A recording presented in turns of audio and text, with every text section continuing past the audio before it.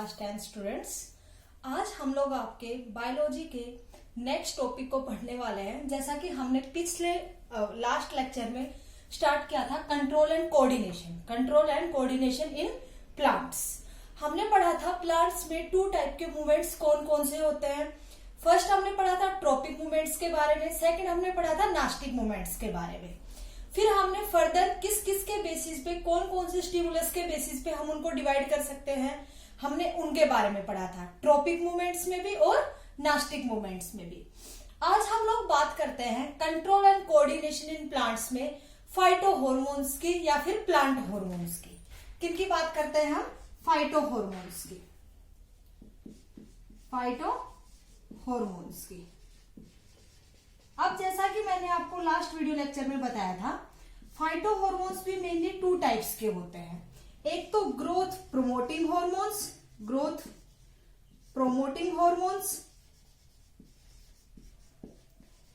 और दूसरे होते हैं ग्रोथ इनहिबिटरी हॉर्मोन्स या inhibiting hormones. Growth inhibiting hormones, ठीक है। अब हम बात करते हैं ग्रोथ प्रोमोटिंग और growth inhibiting hormones. Growth promoting का मतलब होता है, प्रमोट का मतलब होता है कोई चीज को बढ़ाना। हम किसी चीज को क्या कर रहे हैं? प्रमोट कर रहे हैं, ठीक है।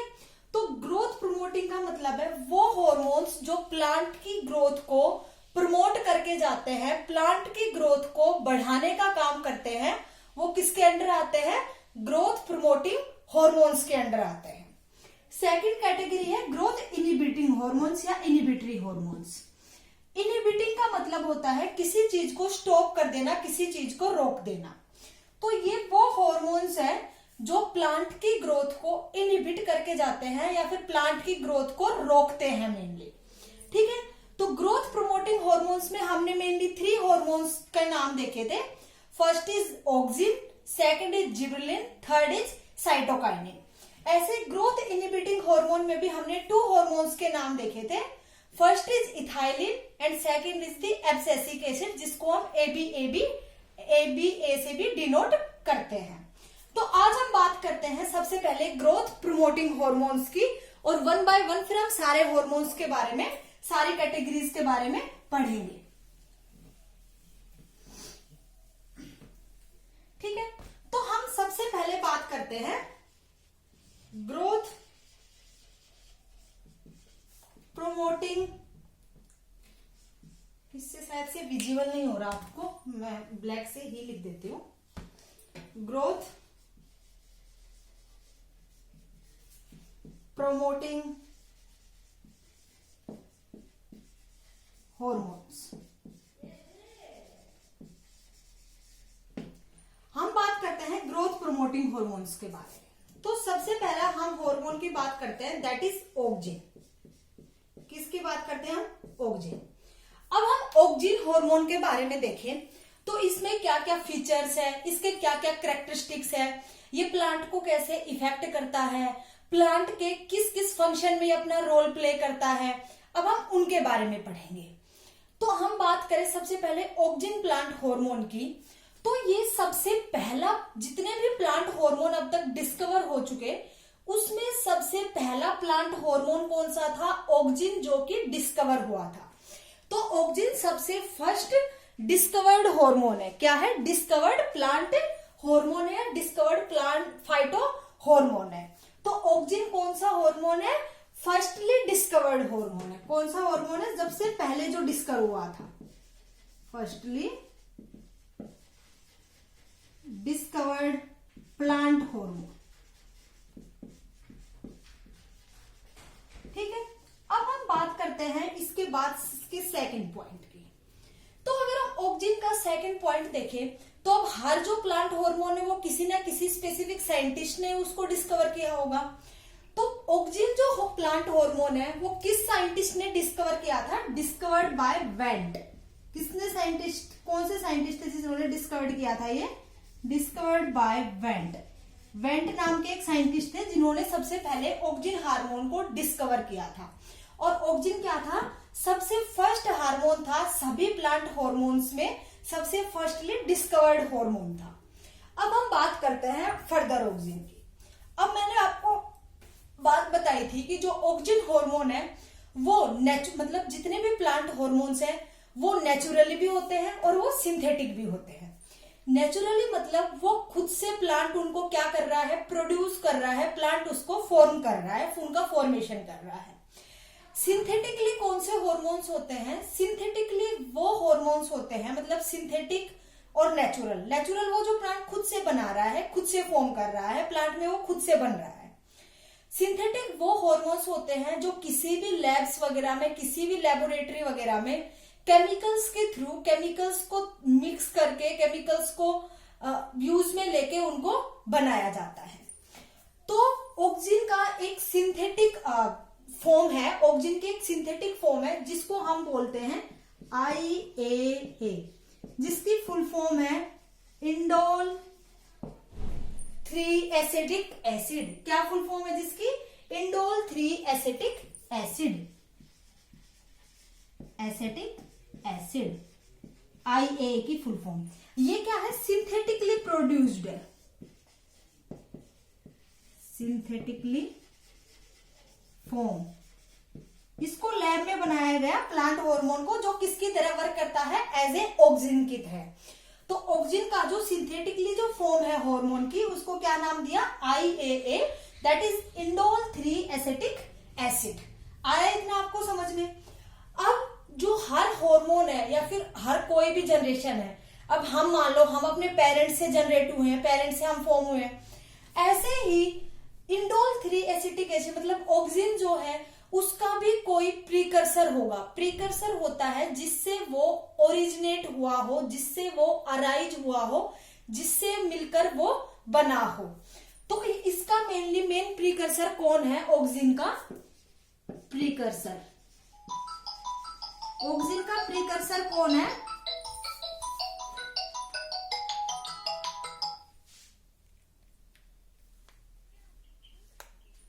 ऑक्सिन का प्रीकर्सर कौन है? मतलब जिससे ये बना है, जिससे ये अराइज हुआ है, जिससे ये ओरिजिनेट हुआ है। तो ऑक्सिन का प्रीकर्सर कौन है?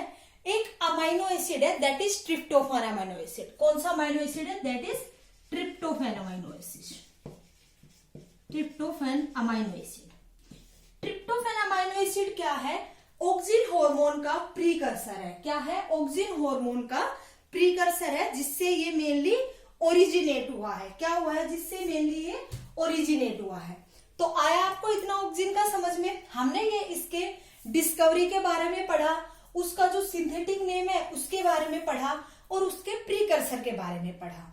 अब हम पढ़ते हैं इसके कुछ फंक्शंस के बारे में कि मेनली ये क्या क्या फंक्शन, किस किस फंक्शन में रोल प्ले करता है। ठीक है, अब हम बात करते हैं इसके फंक्शंस की।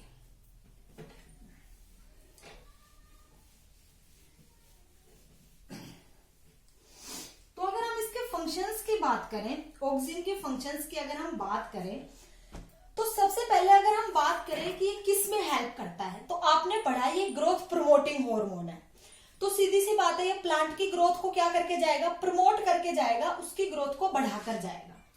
अब हम बात करते हैं ऑक्सिन की, तो ये मेनली किस में रोल प्ले करता है? Promote cell division and cell enlargement, या फिर इनलार्जमेंट को आप इलोंगेशन भी बोल सकते हो। ठीक है, ये मेनली सेल डिवीजन को और सेल इलोंगेशन या फिर सेल इनलार्जमेंट के प्रोसेस को क्या करता है? प्रमोट करता है, मतलब उसको बढ़ावा देता है। अब मैंने आपको बताए थे प्लांट की ग्रोथ में मेनली 3 स्टेजेस होती है। First is cell division, second is cell enlargement and third is the cell differentiation. तो देखो, ये सेल डिवीजन को भी प्रमोट कर रहा है और सेल की इनलार्जमेंट को भी प्रमोट कर रहा है। तो बेसिकली ये क्या कर रहा है? प्लांट की ग्रोथ को प्रमोट कर रहा है। क्या कर रहा है? प्लांट की ग्रोथ को प्रमोट कर रहा है मेनली। आया इतना समझ में? ये प्लांट की ग्रोथ को क्या कर रहा है? प्रमोट कर रहा है। उसके बाद अगर हम बात करें इसके फंक्शन की, तो ये किस में किस में रोल प्ले करता है? उसके बाद ये रोल प्ले करता है it helps in apical dominance, apical dominance किसमें रोल प्ले करता है? एपिकल डोमिनेंस में ऑफ टर्मिनल बड, ऑफ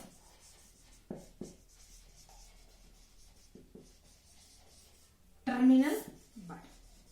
अब हम बात करते हैं इस पॉइंट की, helps in apical dominance. Apical dominance का मतलब क्या होता है और टर्मिनल बड का मतलब क्या होता है? अब सपोज करो कोई भी एक प्लांट है,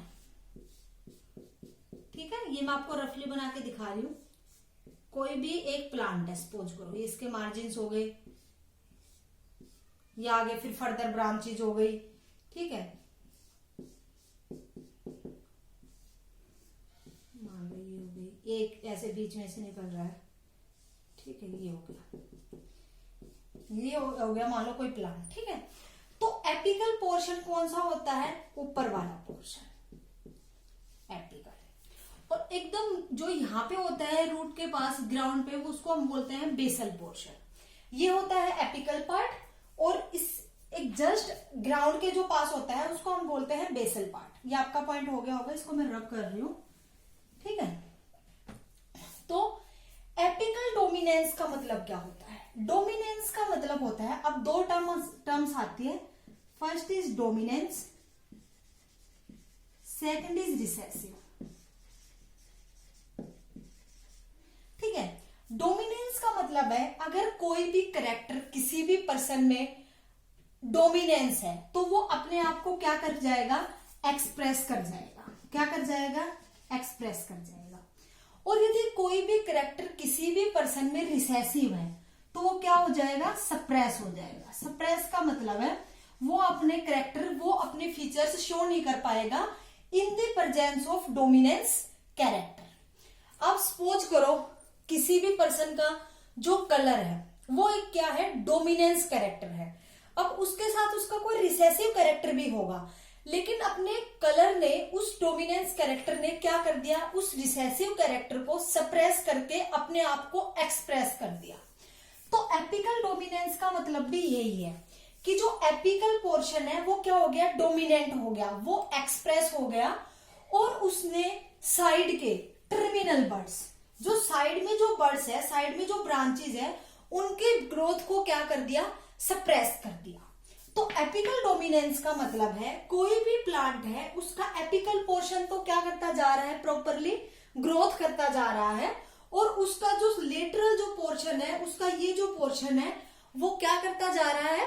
मेनली एपिकल पार्ट के उसमें कंपैरिजन में कम ग्रो कर पा रहा है। तो एपिकल डोमिनेंस का मतलब यही हुआ कि एपिकल पोर्शन है जो प्लांट का, एपिकल जो पार्ट है वो तो प्रॉपरली ऊपर की साइड ग्रो करता जाएगा, लेकिन जो लेटरल जो पार्ट्स है, साइड के जो पार्ट्स है, वो इतने प्रॉपरली ग्रोथ नहीं कर पाएंगे। उनकी जो ग्रोथ है वो क्या हो जाएगी? सप्रेस हो जाएगी in the presence of apical. Okay, आया समझ में? ठीक है। अब हम बात करते हैं ऑक्सिन के नेक्स्ट फंक्शन की। तो ऑक्सिन के अगर हम नेक्स्ट फंक्शन की बात करें तो ये और किसकी तरह वर्क कर सकता है? तो ये मेनली हर्बिसाइड्स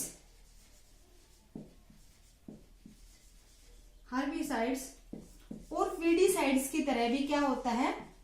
यूज होता है किसी भी क्रॉप्स के लिए। हर्बिसाइड्स और वीडिसाइड्स क्या होते हैं? हर्बिसाइड्स में आप टर्म देखो हर्ब्स। हर्ब्स क्या होते हैं? अब जैसे कि खेतों वगैरह में हम कोई भी फसल वगैरह उगाते हैं तो वहां पे अलग अलग टाइप की छोटी छोटी हर्ब्स उगाती है। कोई भी घास फूस, कोई भी अलग तरीके का बथवा वगैरह, कोई भी अलग तरीके का, और भी काफी टाइप के अलग अलग टाइप की छोटी छोटी हर्ब्स उगाती है, ठीक है। वो सारी किस में आती है? हर्ब्स में। तो उनको भी हम मेनली स्प्रे वगैरह करके या खाद वगैरह छिड़क के उनको क्या करते हैं? हम लोग नष्ट करते हैं या उनको डिस्ट्रॉय करते हैं खेत में। तो वो किसके द्वारा होता है? हर्बिसाइड्स के द्वारा। तो उन हर्बिसाइड्स में, उन केमिकल्स में भी ऑक्सिन की कुछ कंसेंट्रेशन होती है जो कि उन हर्ब्स को खत्म करने में, डिस्ट्रॉय करने में क्या करती है? काम करती है। वीडिसाइड्स, वीड का मतलब होता है खरपतवार। जैसे कि कोई भी घास फूस, कोई भी खरपतवार खेत में जो अनवांटेड प्लांट है, कौन सा प्लांट है? अनवांटेड प्लांट है, अननेसेसरी प्लांट है, जिसकी हमें जरूरत नहीं है, उस प्लांट को क्या करते हैं? मेनली खत्म करते हैं, उस प्लांट को क्या करते हैं? मेनली डिस्ट्रॉय करते हैं। कौन? वीडीसाइड्स। तो ऑक्सिन मेनली हर्बिसाइड्स की तरह भी वर्क करता है और वीडीसाइड्स की तरह भी वर्क करता है। तो आया आपको इतना समझ में ऑक्सिन के बारे में। अब उसके बाद हम बात करते हैं और ये किसके लिए यूज किया जा सकता है। तो it used for production of seedless fruits. अब आपने काफी फ्रूट्स ऐसे देखे होंगे जो जेनेटिकली मॉडिफाइड फूड आते हैं, मेनली जो अपने खेतों में लगते हैं, उनको अच्छे से पकाया जाता है विदाउट जो भी कोई केमिकली जो चीजें हैं, फर्टिलाइजर्स वगैरह है, उन सबको बिना प्रोवाइड किए अपने देसी जो तरीके हैं, अपने देसी जो घर के जो फर्टिलाइजर्स हैं घर पे, जैसे कि हम फर्टिलाइजर में जैसे काउ डंग, जैसे गाय का गोबर, आपने 9th क्लास में पढ़ा होगा इम्प्रूवमेंट इन फूड रिसोर्सेज में कि जैसे मैनोर और फर्टिलाइजर्स के बारे में। तो कुछ केमिकली फर्टिलाइजर्स होते हैं जो मेनली पोल्यूशन का भी काम करते हैं, वाटर पोल्यूशन, एयर पोल्यूशन वगैरह का काम करते हैं। तो उनको यूज ना करके हम लोग क्या करते हैं, अपने घर में जो उगाते हैं उसमें हम मेनली देसी जो मैन्योर है, अपने घर का जो मैन्योर है, उसको मेनली यूज करते हैं। लेकिन सीडलेस फ्रूट्स के प्रोडक्शन के लिए मेनली अब काफी जो बड़े बड़े जो शहर होते हैं, अलग जो देश है वगैरह, जैसे सिंगापुर, दुबई वगैरह, इन शहरों में क्या किया जाता है? सीडलेस फ्रूट्स को क्या किया जाता है? बनाया जाता है, उनका प्रोडक्शन किया जाता है, उनका फॉर्मेशन किया जाता है। किसकी हेल्प से? ऑक्सिन की हेल्प से।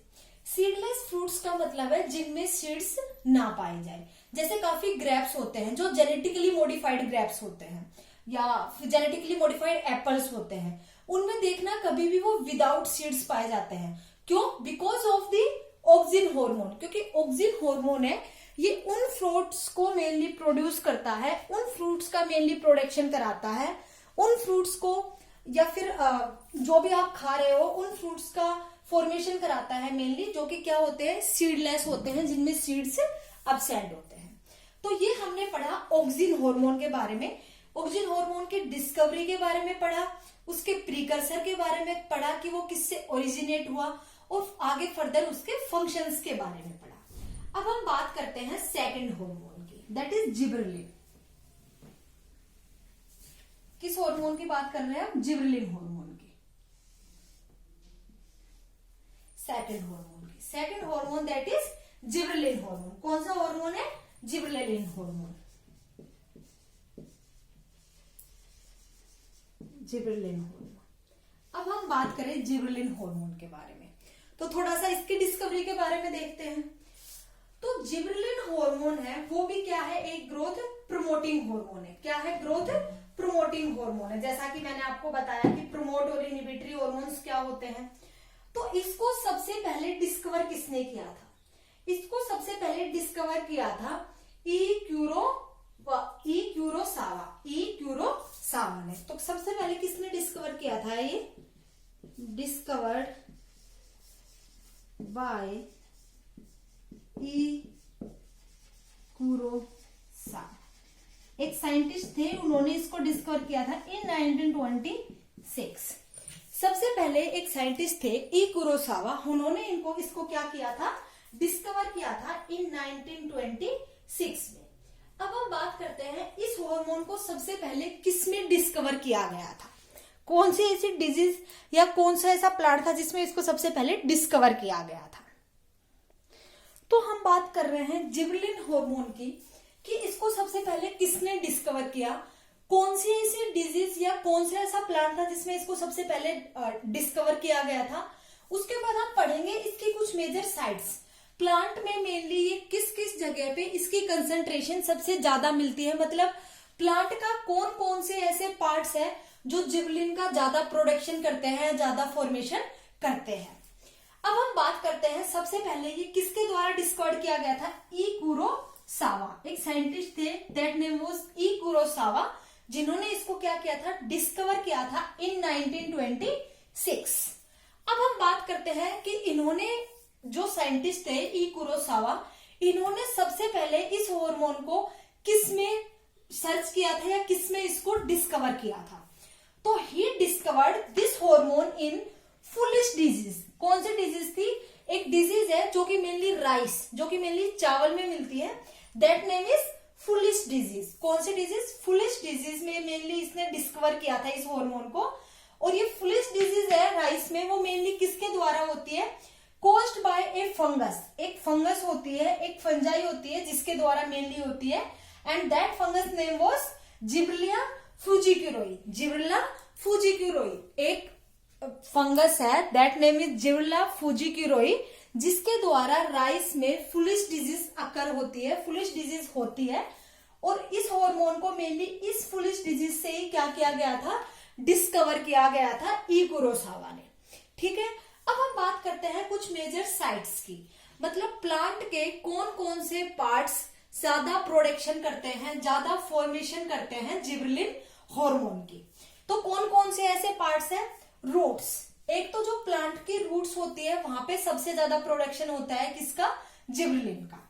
दूसरा है यंग शूट टिप्स। जो भी जैसे कि ऊपर की साइड कोई प्लांट जा रहा है, अब उसमें ऊपर की साइड न्यू न्यू पत्तियां या फिर न्यू न्यू जैसे अलग अलग नया नया बड खिलने लगता है, शूट की जो टिप है, यंग मतलब नई टिप बन रही है वहां पे, तो वहां पे भी क्या होता है? इसका प्रोडक्शन सबसे ज्यादा होता है। उसके अलावा यंग लीव्स, जैसे कि अब पतझड़ का जो मौसम आता है, ऑटम जब आता है, उसके बाद जब पत्ते वगैरह सब झड़ जाते हैं, तो उसके बाद दोबारा से लीव्स आने स्टार्ट होते हैं। तो यंग लीव्स वगैरह जो भी आते हैं उनमें भी क्या होती है? इनकी अमाउंट, इनकी कंसंट्रेशन सबसे ज्यादा होती है। अब हम बात करते हैं इसके फंक्शंस की, इसके इफेक्ट्स की, कि ये कैसे कैसे प्लांट को इफेक्ट करता है।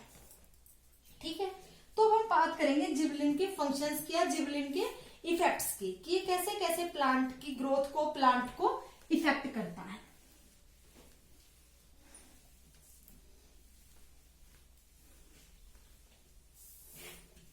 ठीक है, अब हम बात करते हैं इसके इफेक्ट्स की। तो मेनली ये किस में रोल प्ले करता है? ये मेनली स्टिमुलेट करता है, it stimulates stem elongation and leaf expansion. Stem को इलोंगेट करने में, मतलब जो स्टेम है उसके इलोंगेशन में मेनली रोल प्ले करता है। और उसके अलावा लीफ एक्सपेंशन, एक्सपेंड का मतलब है उस चीज को, जैसे कि कोई लीफ इतना है, सपोज करो उसका साइज इतना है, तो लीफ एक्सपेंशन के बाद इसका साइज क्या हो जाएगा? बड़ा हो जाएगा। ठीक है, तो ये किस में रोल प्ले करता है? लीफ एक्सपेंशन में और स्टेम इलोंगेशन में। स्टेम इलोंगेशन का मतलब है किसी भी स्टेम का इलोंगेट होना, किसी भी स्टेम का इनलार्जमेंट होना, उसका बढ़ना। तो जिबरेलिन मेनली किस में रोल प्ले करता है? स्टेम इलोंगेशन में और लीफ एक्सपेंशन में। और ये मेनली किस में रोल प्ले करता है? ये मेनली उन प्लांट्स की ग्रोथ या उन प्लांट्स की हाइट को भी इंक्रीज करता है जो जेनेटिकली मॉडिफाइड प्लांट्स होते हैं, जो जेनेटिकली मॉडिफाइड प्लांट होते हैं। तो हम लिख सकते हैं helps in increasing the height in genetically modified plants। जो जेनेटिकली मॉडिफाइड प्लांट्स होते हैं, जेनेटिकली मॉडिफाइड प्लांट्स वो प्लांट्स होते हैं जिन प्लांट्स में हम अपने अकॉर्डिंग जीन्स प्रोवाइड करके, अपने अकॉर्डिंग जैसा प्लांट हमें चाहिए उसके अकॉर्डिंग उस टाइप के जीन्स प्रोवाइड करके लैब में हम उसको क्रिएट कर सकते हैं। तो जेनेटिकली मॉडिफाइड प्लांट्स की जो ग्रोथ होती है उसको इंक्रीज करने में, helps in increasing the height in genetically modified plants. कौन से प्लांट्स को मेनली इंक्रीज करता है? ड्वार्फ प्लांट्स को। जो प्लांट्स क्या होते हैं? ड्वार्फ होते हैं। तो हम लिख सकते हैं genetically modified dwarf plants. Dwarf plants. Dwarf plants क्या, कौन से प्लांट्स होते हैं जिनकी हाइट स्मॉल होती है, जिनकी हाइट छोटी ही रह जाती है। ठीक है, तो जिबलिन हार्मोन मेनली उनकी हाइट को भी इंक्रीज करने का काम करता है। आया इतना आपको समझ में ये, और किस में रोल प्ले कर रहा है, और उसके बाद ये किस में रोल प्ले करता है। तो जिबलिन, उसके बाद इसका जो सबसे मेजर रोल है वो क्या है वो बताती हूं मैं। Breaking the seed dormancy, breaking the seed dormancy. अब हम बात करते हैं what is seed dormancy. Seed dormancy क्या होता है? सीड डोरमेंसी का मतलब होता है कोई भी सीड है उसकी इनएक्टिव स्टेट,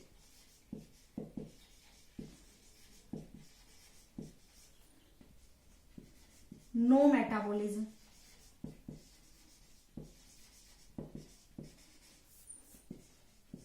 नो जर्मिनेशन,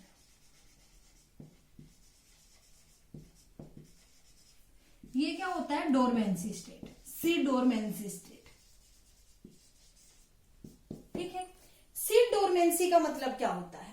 कोई भी सीड है, आपने उसको क्या कर दिया, सोइल में दबा दिया, जब आपको वो जर्मिनेट कराना है।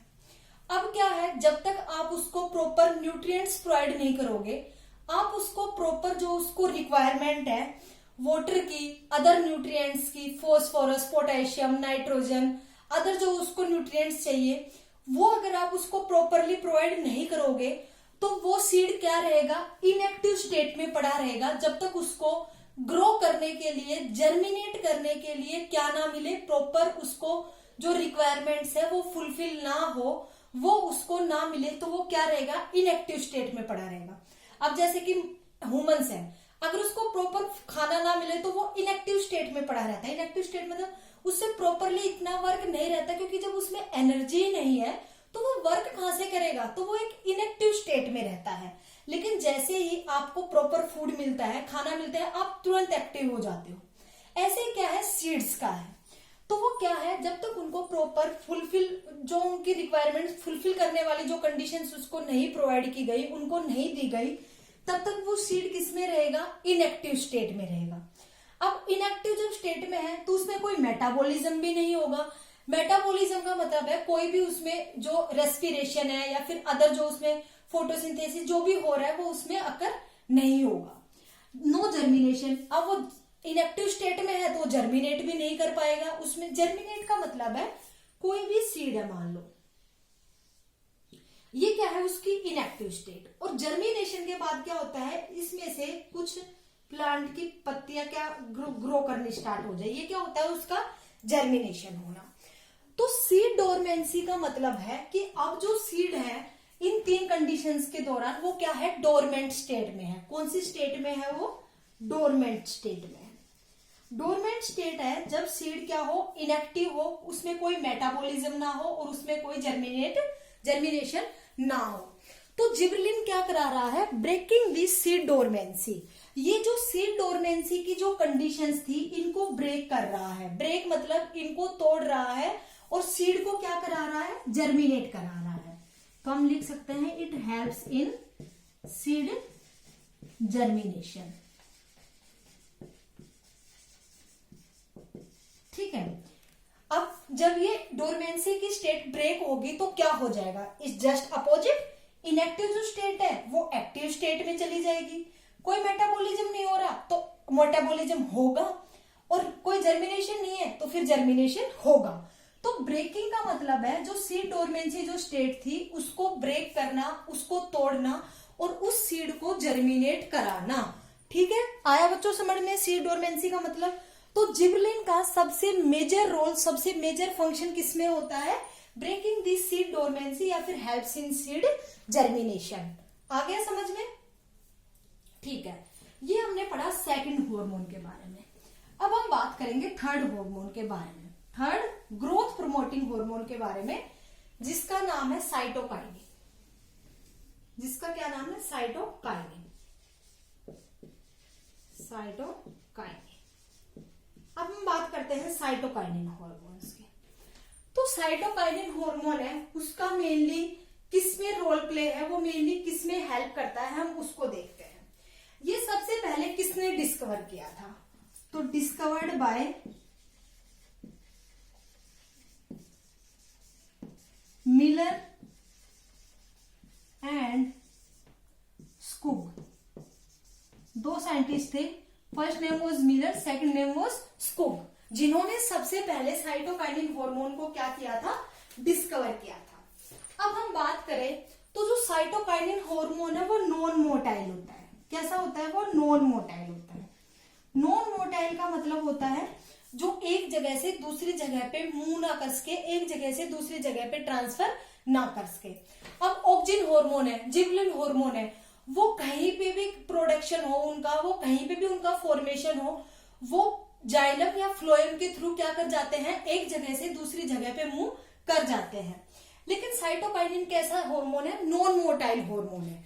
नॉन मोटाइल का हार्मोन का मतलब है ये जहां पे सिंथेसाइज हुआ है ये वहीं पे अपना रोल प्ले करता है, इसका मूवमेंट नहीं होता प्लांट में। ठीक है, अब हम बात करते हैं, एक नेम है दैट इज जियाटिन। जियाटिन क्या है, एक बहुत ही मोस्ट कॉमन वेराइटी है साइटोकाइनिन हार्मोन की, मोस्ट कॉमन वेराइटी ऑफ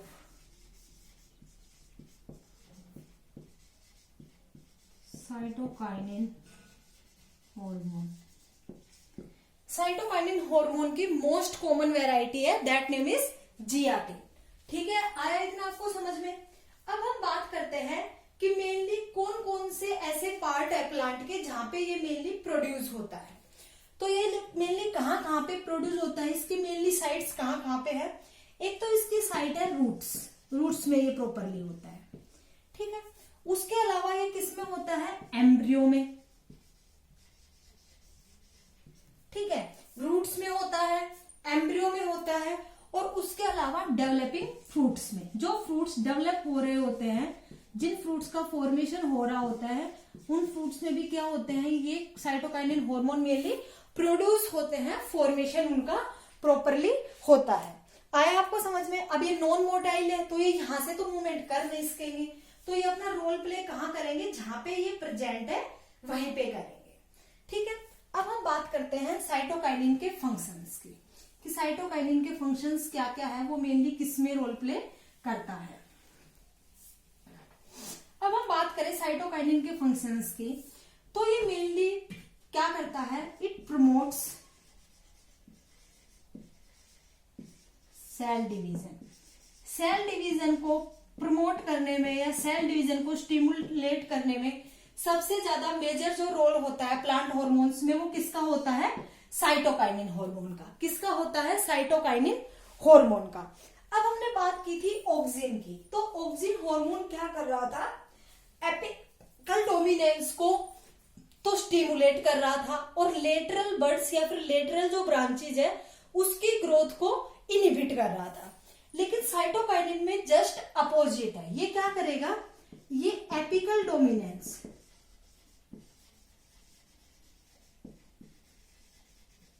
को तो क्या करेगा, इनहिबिट करेगा। ठीक है, और जो लेटरल बर्ड्स या फिर लेटरल जो ब्रांचेज है उसकी ग्रोथ को क्या करेगा, प्रमोट करेगा। Just opposite to auxin hormone क्या करेगा, जैसे एपिकल डोमिनेंस है, जैसे जो प्लांट है वो पहले एपिकल पोर्शन की साइड क्या होता जा रहा था, ग्रो करता जा रहा था ऑक्सिन की वजह से।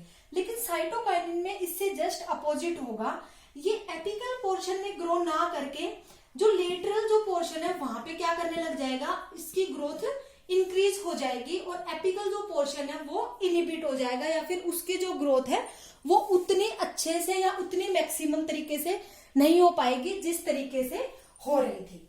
आया इतना आपको समझ में। अब हम बात करते हैं इसके नेक्स्ट पॉइंट्स की, और ये किस किस में रोल प्ले करता है। तो उसके बाद ये रोल प्ले करता है, it delays the senescence. It delays the senescence. Senescence को हम एजिंग भी बोलते हैं। ठीक है, तो ये मेनली किसको डिले करता है? Delay ageing of plant.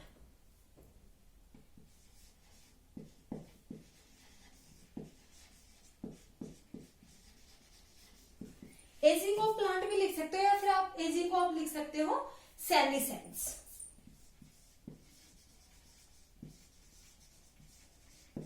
Ageing of plant का मतलब क्या है? अब कोई भी प्लांट है, अब हर किसी की कोई ना कोई लाइफ स्पैन होती है। आपने देखा होगा हर ऑर्गेनिज्म की एक लाइफ स्पैन होती है, उसकी एक एज होती है जिसके थ्रू वो क्या कर सकता है, मेनली जिस टाइम पीरियड के दौरान ही वो मतलब वो जीवित रहता है, वो लाइव रहता है। ठीक है, अब हम बात करते हैं साइटोकाइनिन डिले दी सेनेसेंस। इसका मतलब क्या होता है?